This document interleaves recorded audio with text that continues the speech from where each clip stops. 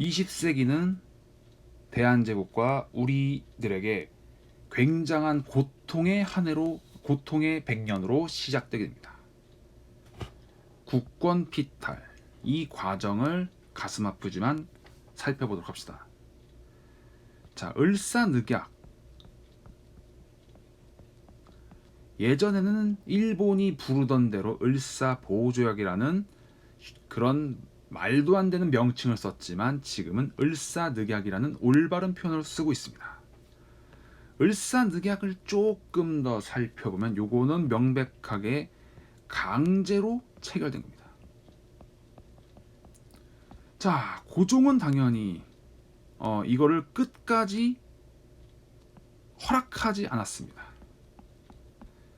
보통 이제 황제 도장을 옥세라 부릅니다. 옥세. 황제 도장을 찍지 않았습니다. 그럼 어떻게 체결된 거냐? 외무 대신. 외무 대신의 직인, 그러니까 도장을 대충 찍어서 이 조약이 일본과 맺어졌다, 이런 식으로 맺어진 겁니다. 최고 결정권자인 고종이 허락한 적이 없으니 당연히 을사늑약은 무효입니다.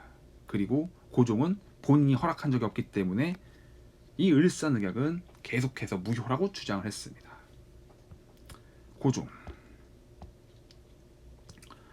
망국의 책임에서, 나라가 망한 책임에서 절대로 자유로울 수는 없습니다. 그렇지만 이 고종은 앉아서 아무것도 안 한 건 아닙니다. 본인이 할 수 있는 모든 최선을 다하려고 했습니다. 그 노력 중에 하나가 헤이그의 만국평화회의가 열립니다. 만국평화회의. 헤이그, 네덜란드에 있는 곳입니다. 이 만국평화회의에 이상설, 이위종, 이준, 대한제국의 운명을 걸고 이 세 사람을 이 헤이그 만국평화회의에 파견합니다. 당연히 세계 만방의 을사늑약이 무효라는 선언을 하려고 했죠. 그리고 동시에 고종은 친서를 사방팔방 보낼 수 있는 곳에 모두 보냅니다. 고종의 친서. 그렇지만 그 어디도 응답을 하지 않습니다. 단 한 곳, 독일만 대략 형식적인 답장을 보낼 뿐이죠.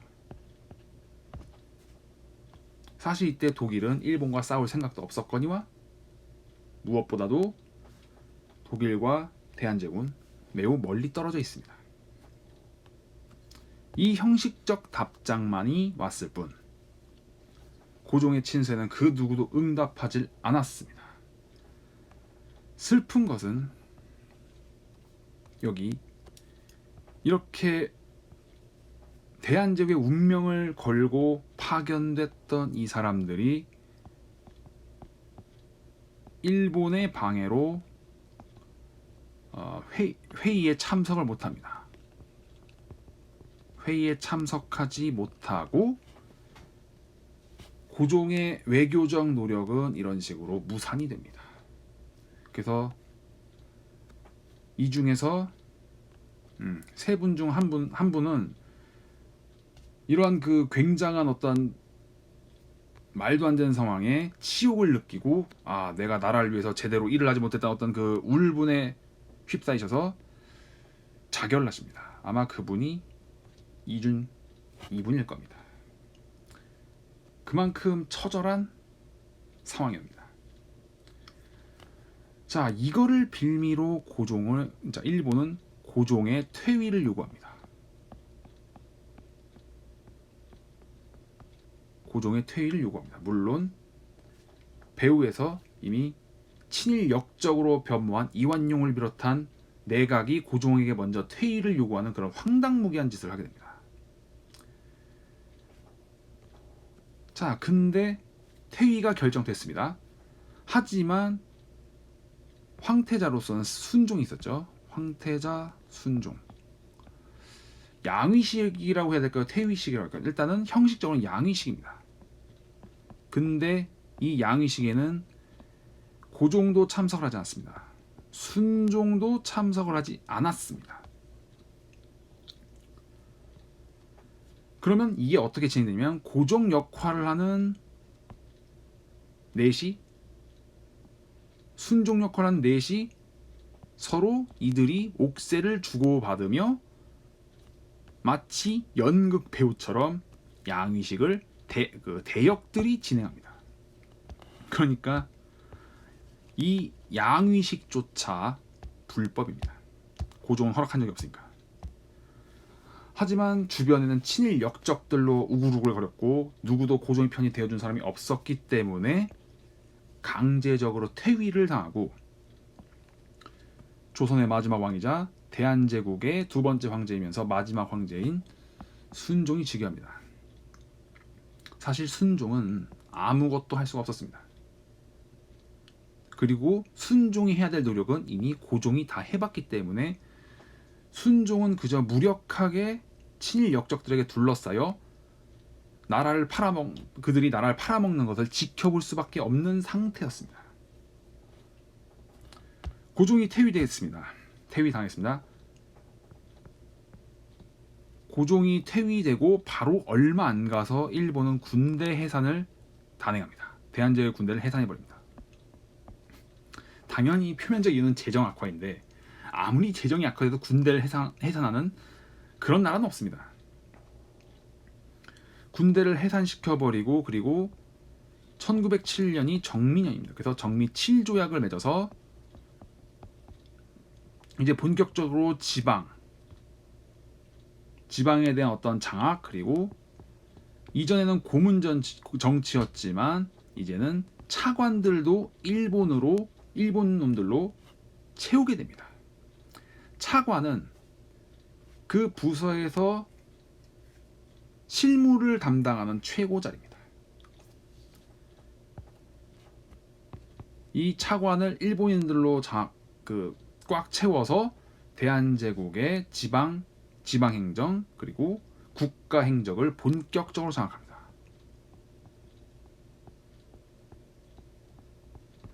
당연히 여기에 대해서는 정민년이니까 정미의병이 일어납니다. 해산된 군인까지 모두 합세해서 정미의병으로서 이런 말도 안 되는 일본의 행태에 저항을 합니다. 이거는 따로 국권 수호 노력에서 한 번 더 다뤄보기로 하고요. 자, 일본은 더 이상 거칠 것이 없습니다. 1909년에는 사법권, 기유각서라고 해서 사법권을 박탈하고 1910년에는 경찰권을 박탈합니다.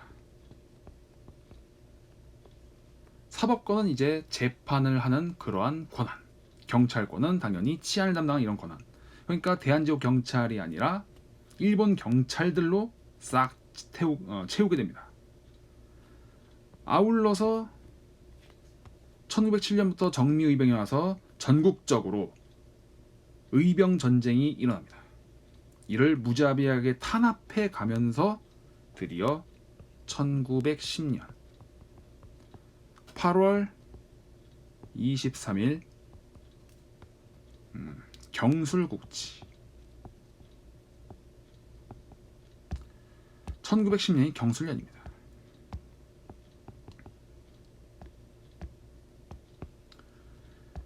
(8월 23일) 이제 친일 역적들, 이완용을 비롯한 친일 역적들이 대한제국의 국권을 완전히 일본에 양도해 버린다는 그러한 조약을 맺어버립니다. 그런데 도장은 8월 23일 날 그들이 찍고 발표는 8월 29일로 이야기를 합니다. 국권이 상실된 겁니다. 나라를 일본에 빼앗긴 겁니다. 일본은 대한제국의 사람들이 일본과 나라를 합치는 걸 원했다라는 그러한 여론을 조작하기 위해서 당시 일진회라는 친일 단체를 부추깁니다. 마찬가지로 이 경술국치 또한 순종의 직위는 찍지 않았습니다. 그래서 한일 의정서부터 경술국치까지 모든 게 불법입니다. 당연히 일본은 이걸 합법이라고 우기고 있으니 그들과는 대화가 매우 어려운 겁니다. 자, 나라를 뺏겼습니다. 가슴 아픈 역사입니다. 그렇지만 거듭 말씀드리지만 고종도 마찬가지고 우리들은 이때 당시에 대한제국의 사람들은 앉아서 나라를 뺏긴 게 절대로 아닙니다.